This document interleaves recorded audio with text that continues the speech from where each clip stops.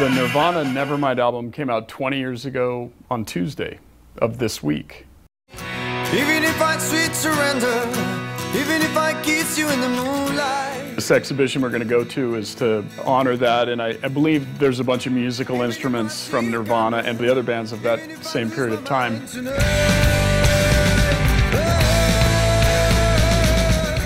Well, they were just another band at the time. They had no name for the band. They didn't have their own drummer. So it was Chris and Kurt coming to my studio and just saying, hey, we just want to record some songs. We don't know what we're going to call the band yet. And this was in January of 1988.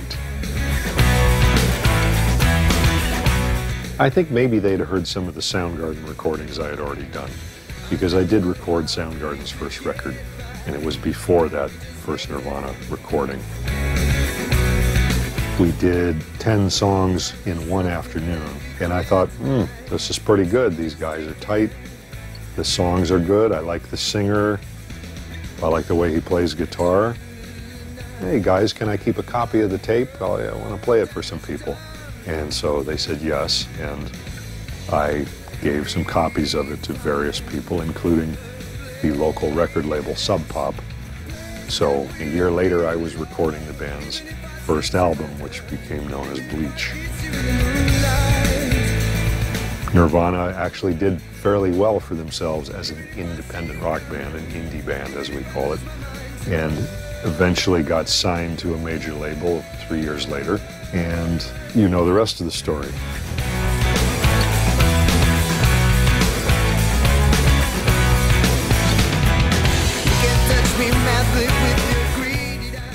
Well, the first time that I met Kurt and Chris was in San Francisco on a Skin Yard tour, and we all went to a club. It was a nightclub called the I-Beam, and they were going to see Dave Grohl.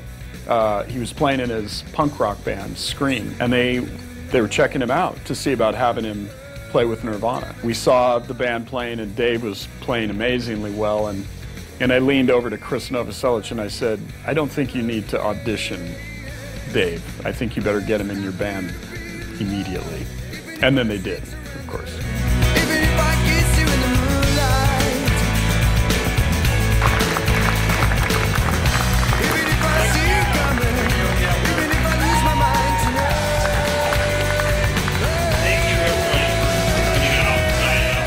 I remember Jack and I talking to Kurt and Chris Novoselic, because this is before cell phones.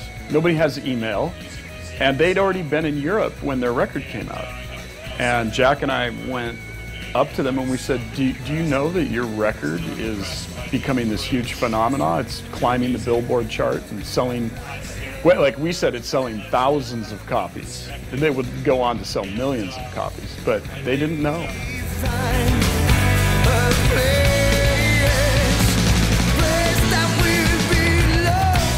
Essa é uma série que é sensacional.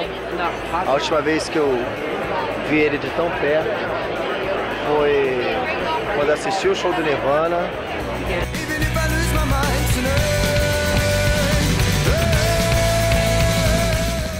Manda bem pro Chris, se quiser tocar, a gente pode botar um segundo baixista na banda, sem problema. Tranquilo, né? Se o Jack quiser, Jack é o chefe.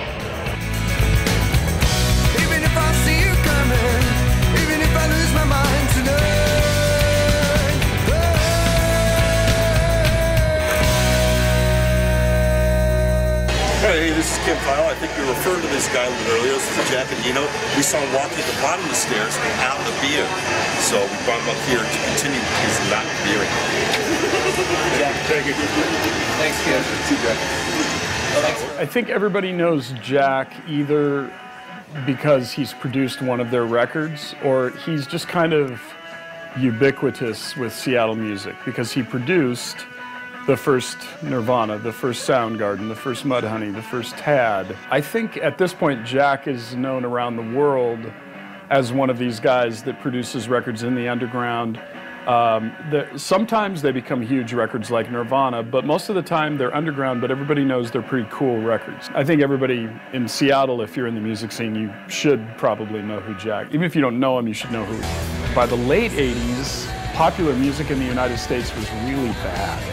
It was this spandex, big hair, terrible heavy metal pop music. And grunge was this response to that.